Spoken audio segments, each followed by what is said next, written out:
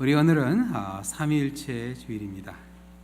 우리 오순절 다음 첫째 주는 성부와 성자와 성령이신 우리 삼위일체 하나님을 기억하고 영광을 돌리는 그런 주일이 됩니다. 삼위일체 하면 사람들이 상당히 어렵게 생각하고 이 부담을 갖게 돼요. 근데 문제는 이 삼위일체가 멀어지게 되면요, 가장 결정적으로 하나님의 사랑을 이해할 수가 없게 됩니다. 이 삼위일체 되신 하나님은 항상 가까이 우리가 기억해야 됩니다. 삼위일체이신 하나님의 사랑이 무엇인지 오늘 이 말씀을 통해서 우리 한번 같이 보도록 하시겠습니다. 우리 자우님에게 한번 인사하시겠습니다. 하나님은 삼위일체이십니다 하고 인사해 주세요. 삼위일체이신 하나님, 그 하나님이 어떤 분인가 오늘 말씀을 통해 함께 은혜를 나누시겠습니다. 기도하겠습니다. 사랑의 하나님 아버지, 감사합니다. 성부와 성자와 성령이신 하나님의 그 사랑이 어떤 사랑인지 저희들 항상 기억하는 가운데, 그 사랑 가운데 저희들 새로워지게 하여 주시고 담대하게 하여 주시옵소서. 이 아침 말씀 전한 자와 듣는 자가 함께 은혜되게 하여 주시며 모든 말씀 예수 그리스도의 이름으로 기도드립니다. 아멘. 방송과 광고업계의 컨설턴트로 잘 알려진 요셉 키르시너라는 분이 계시는데, 이분이 하루는 이 주위에 있는 사람들이 어떤 두려움을 가지고 사는가 하는 게 궁금해졌어요. 그래서 사람들에게 물어보기 시작했습니다. 뭐가 두려우십니까? 처음에 시작할 때는 종이 한 장이면 되겠다 생각했는데 이게 적다 보니까 사람들의 그 두려움이요, 무려 345종류가 나왔다고 합니다. 가장 많이 사람들이 가지고 있는 두려움으로는 입냄새로 인한 두려움, 주위 사람들에게 신뢰가 될까 싶은 그런 두려움, 사람들에게 웃음거리가 되지 않을까 하는 두려움, 아이가 집 밖에서 놀다 차에 치지 않을까 하는 그런 두려움, 그런 두려움이 있었습니다. 근데 재미있는 사실은요, 사람들이 두려워하는 일들이 실제로 일어나는 경우는 아주 희박했는데도 불구하고 그러한 두려움이 사람들의 일상생활에 아주 사소한 결정까지도 영향을 미치고 있다는 걸 발견하게 됩니다. 그렇습니다. 두려움이요, 걱정과 염려가 되어서 어느 한순간 우리의 삶의 모든 영역을 이렇게 속박할 수 있습니다. 두려움은 마치 신발 속의 작은 돌이 발에 물집을 생기게 해서 길 가는 나그네를 더 이상 걷지 못하게 하듯이 우리가 해야 할 일을 하지 못하게 하고 심지어 꿈과 비전까지 포기하게 할 수 있다는 사실이에요. 그래서 성경에 보면 하나님께서는 우리에게 두려워하지 말라는 말씀을 참 많이 하셨어요. 개역 성경에 보면요, 두려워 말라는 말씀이 무려 86번이나 나옵니다. 창세기에 보면 하나님께서 소돔 왕의 호의를 뿌리치고 하나님만 의지하겠다 선포했던 아브라함에게 두려워 말라 하시면서 하나님께서 아브라함의 방패와 큰 상급이 되어주시겠다 그렇게 약속하셨습니다. 광야에선 이 생명줄이나 마찬가지였던 우물을 포기하고 새로 우물을 파가야 했던 이삭에게도 하나님께서는요, 두려워 말라 하셨어요. 그리고 이삭에게 복을 주시면서 자손이 번성케 되긴다 그런 약속을 주셨습니다. 요셉을 따라서 애굽에 내려가기를 두려워했던 야곱에게 하나님은 두려워 말라 하셨습니다. 그러면서 큰 민족을 이루게 해주시겠다 약속하셨습니다. 광야 생활 40년의 그 시간을 맞춰가며 바산 왕을 맞선 모세에게 하나님은 두려워 말라 하시면서 승리할 것을 약속해 주셨어요.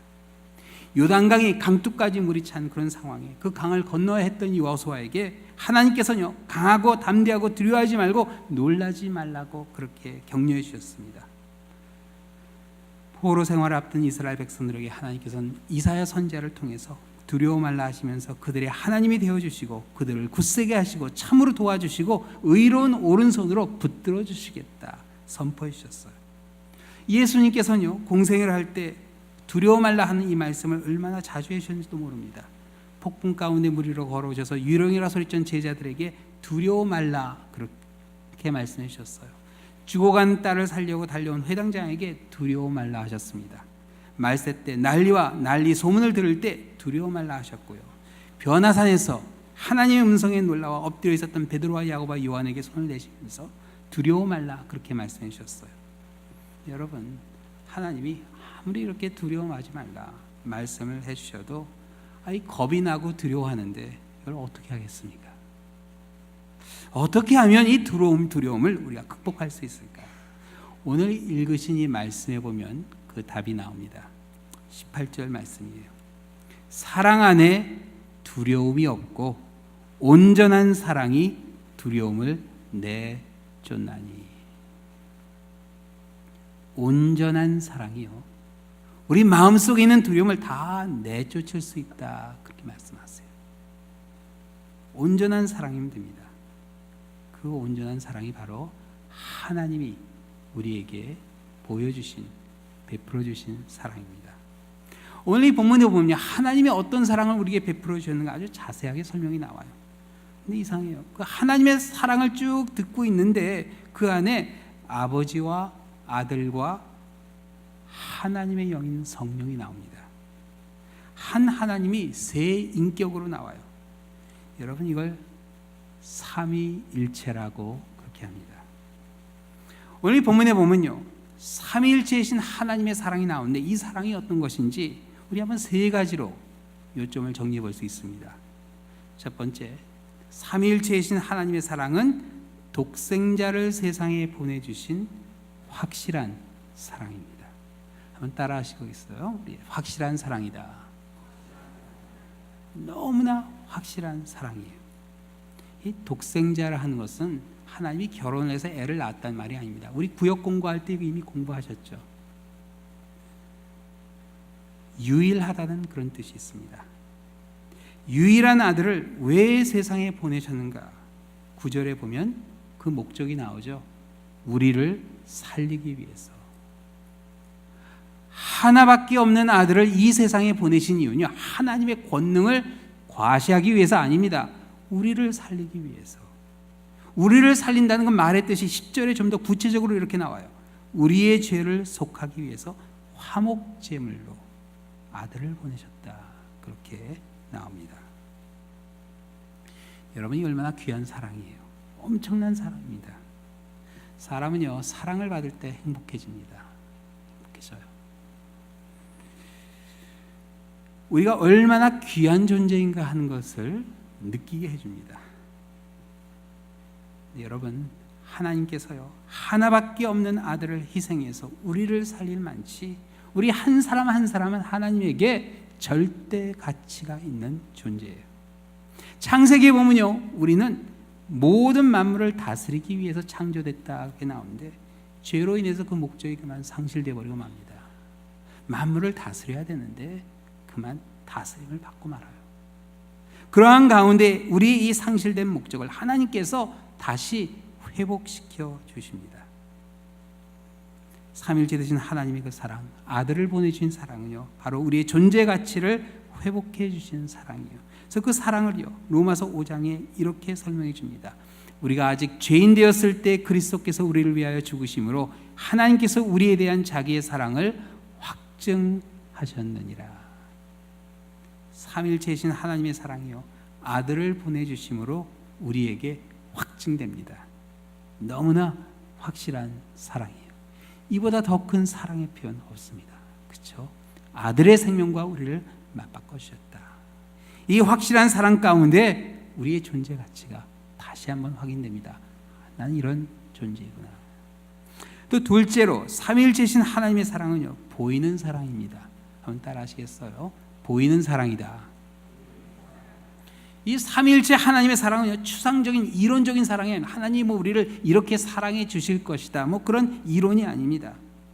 하나님이요, 우리를 먼저 사랑해 주셨다 이렇게 나와요. 10절 말씀입니다. 사랑은 여기 있으니 하나님이 우리가 하나님을 사랑한 것이 아니요, 하나님이 우리를 사랑하사 우리 죄를 속하기 위하여 화목제물로 그 아들을 보내셨습니다. 아들을 통해서 하나님의 사랑이 이 세상에 나타난 바 되었다, 보인 바 되었다 이렇게 나와요. 하나님의 사랑을 먼저 보여주셨어요. 그래서 이 하나님의 사랑이요, 우리가 따라할 수 있는 사랑의 본이 됩니다. 모델이 돼요. 그래서 11절에 이렇게 말씀이 나오죠. 사랑하는 자들아, 하나님이 이같이 우리를 사랑하셨은즉 우리도 서로 사랑하는 것이 마땅하도다. 사랑하는 사람, 사랑해 주는 사람을 사랑해 주는 거냐? 누구나 다 합니다. 그렇죠? 그러나 먼저 사랑해 주는 일, 그건 하나님의 사랑이에요. 하나님이 그 사랑을 우리에게 먼저 보여주셨어요. 그래서 우리도 한번 먼저 사랑해 봅니다. 하나님의 사랑을 받음으로 끝나는 것이 아니라 하나님이 우리를 먼저 사랑해 주신 것처럼 우리 한 사람 한 사람 먼저 사랑해 줄 수 있는 결단.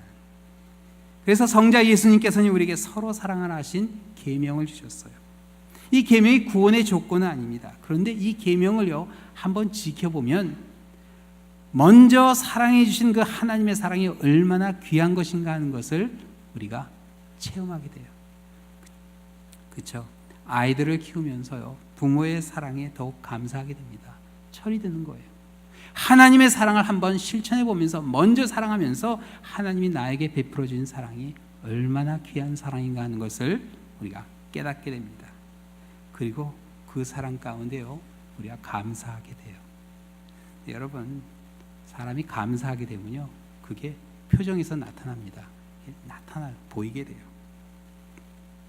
지난주에 우리 야외 예배 드리면 얼마나 감사한지 모릅니다. 하나님이 준비해 주신 자리, 하나님이 준비해 주신 날씨, 하나님이 준비해 주신 일꾼들이요 정말 그 아무것도 없는 데 가서 정말 전기도 갑자기 안 들어왔는데 다 예배를 드릴 수 있도록 그렇게 해주셨어요. 그리고 예배 후에 우리 친교한데 쉘터에 다 우리 같이 모여서 함께 식사하는 그 자리에 제가 이렇게 둘러보니까요 정말 사랑의 띠로 둘러주신 공동체가 보였어요.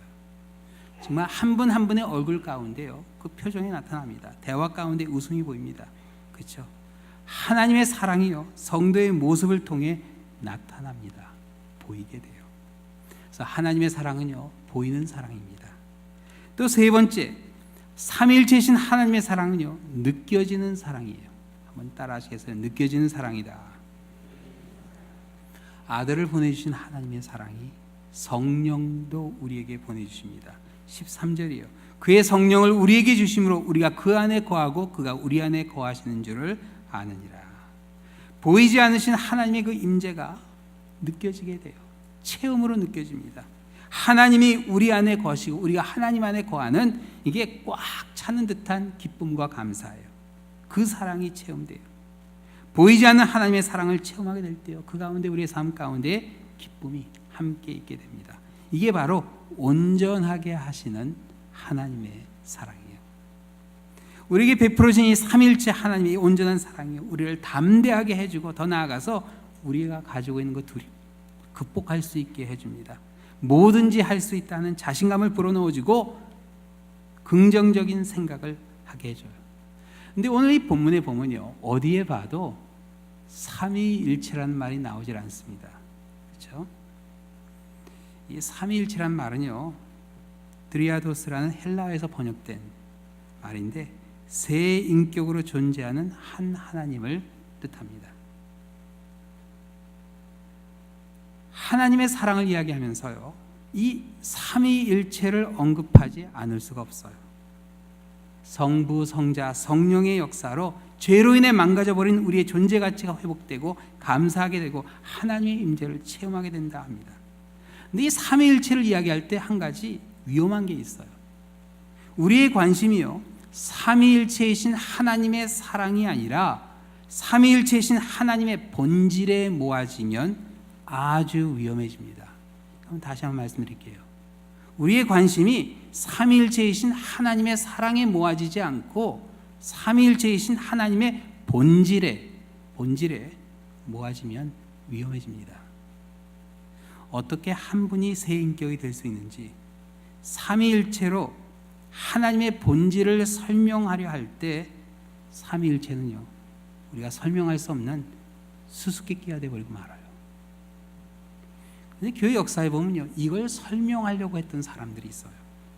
근데 그 시도가 결국 다 하나같이 마지막에는 이단이 되어버리고 말았어요. 삼위일체에 관련되어 가장 흔히 나타나는 이단은 양태론자들이에요.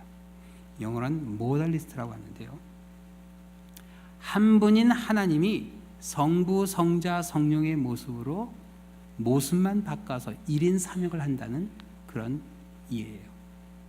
그래서 양태론자들은요, 삼위일체 하나님을 물과 얼음과 수증기 이런 걸로 설명을 해요.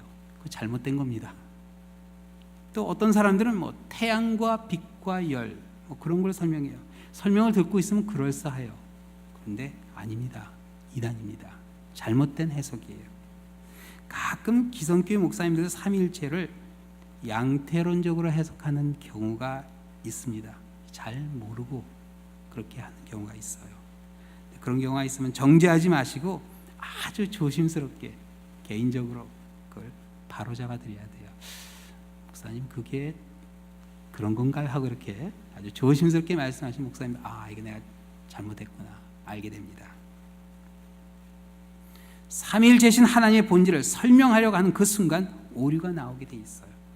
그래서 하나님의 본질은요, 설명하려고 하면 안 되고 믿어야 합니다. 로마 제국의 기독교를 국교로 주후 314년에 선포하고 12년 뒤가 되는 주후 325년에 삼위일체 문제로 니카에서 공회가 열리게 됩니다. 이 공회를 통해서 교회는요, 더 이상 성부와 성자와 성령의 본질을 설명하지 않고 동일 본질로 번역된 호모우시오라는 단어로 하나님의 본질에 대한 모든 논란을 종결해 버렸습니다. 더 이상 얘기하지 않기로 했어요. 그리고 신앙 고백을 그 자리에서 만들겠느냐, 그게 바로 니케아 신조입니다. 우리 장로교회는요, 12개 신앙 고백으로 우리가 신앙을 보수합니다. 그 두 번째 신앙 고백이 니케아 신조고요. 첫 번째가 우리가 예배 때마다 하는 우리가 사도신경입니다. 양태론 이해도요, 아버지 밑에 성자와 성령이 종속되어 있다고 하는 종속론, 단지 종속이 아니라 아들과 성령은 아버지보다 열등한 신이라고 주장하는 삼신론, 이런 이단들이 있어요. 또 흔하진 않지만 예수님은 하나님의 양자일 뿐이라고 예수님의 신성을 부인하는 양자론도 있습니다. 또 마지막으로 아예 삼위일체를 부인하는 여호와의 증인 몰몬교와 같은 이단이 있고요. 또 회교와 유대교와 같이 삼위일체를 아예 부인해버리는 그런 종교도 있습니다. 삼위일체를 왜곡하나 부인하게 될 때 가장 심각한 문제가 있는데, 그건 다른 게 아니라 바로 하나님의 사랑을 온전히 이해하지 못하게 됩니다. 그게 가장 심각한 문제예요. 16세기 종교개혁자 칼빈은요, 삼위일체 하나님의 삼위는 서로 안에서 거하시고 서로를 통하여 거하시고 서로를 향하여 거하신다. 서로의 안에서 거하시고 서로를 통하여 거하시고 서로를 향하여 거하신다. 그렇게 이야기했어요. 그래서 삼위일체 하나님의 사랑을 이야기할 때는요, 성부 하나님의 사랑, 성자 하나님의 사랑, 성령 하나님의 사랑을 따로따로 이야기하면 안 되고, 성부 하나님이 성자 예수님과 성령 하나님을 세상에 보내주시는 사랑, 성자 하나님이 성부 하나님의 뜻에 순종하는 사랑, 성령 하나님이 성부 하나님께 말할 수 없는 탄식으로 간구하는 사랑을 봐야 됩니다. 관계 속에서 이루어지는 사랑이에요. 그래서요, 삼위일체 하나님의 사랑은 삼위의 그 성부 성자 성령의 관계 속에서 일어난 역동적인 사랑입니다. 살아있는 사랑이에요. 지금도 일어나고 있는 사랑이에요. 그래서 우리가 설명할 수 없는, 설명되지 않는 그 관계이지만 그 관계 속에서 일어나는 우리를 살리려 하는 그 하나님의 사랑은 너무나 확실한 사랑이 됩니다. 그리고 그 사랑이요, 너무 쉽게 이해할 수 있어요. 주일학교 아이들도 이해해요.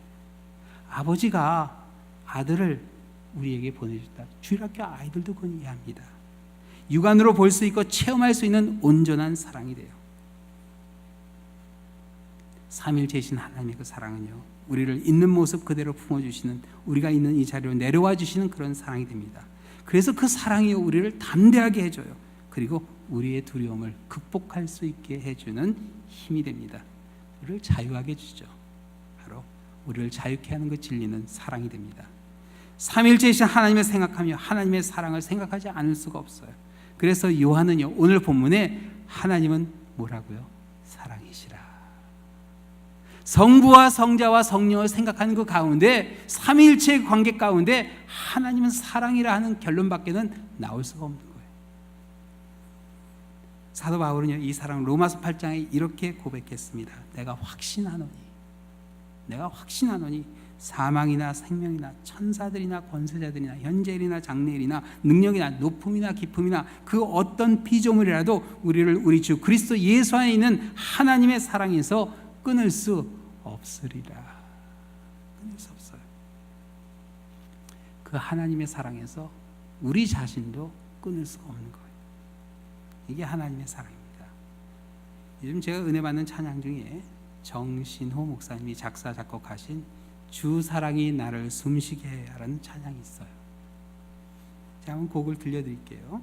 곡이 그렇습니다. 주 사랑이 나를 숨쉬게 해 세상 그 어떤 어려움 속에도 주 은혜로 나를 돌보시며 세상 끝날까지 지켜주시네. 주 사랑이 나를 이끄시네. 내가 갈 수 없는 그곳으로 주의 사랑 나를 붙드시며 세상 끝날까지 인도하시네. 주님만이 내 아픔 아시며 주님만이 내 마음 어루만지네. 어느 누구도 나를 향하신 주님의 사랑을 끊을 수 없네. 이게 삼위일체 하나님의 사랑입니다.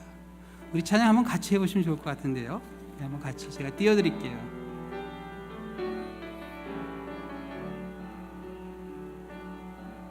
주 사랑이 나를 숨쉬게 해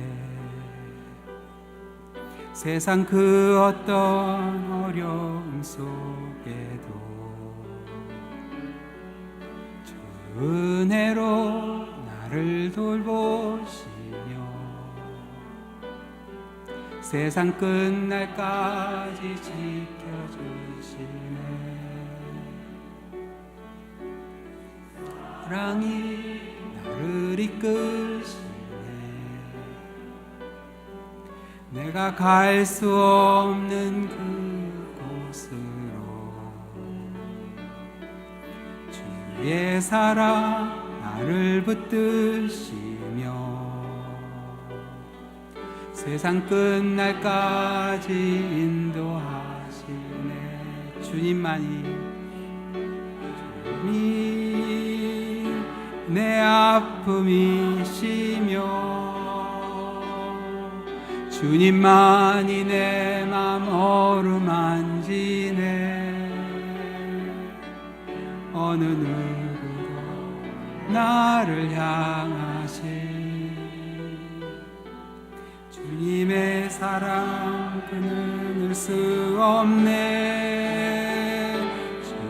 주님만이 내 능력이시며 주님만이 나의 구원이시네. 어느 누구도 나를 향하신 주님의 사랑 끊을 수 없네. 주님만이 내 능력이시며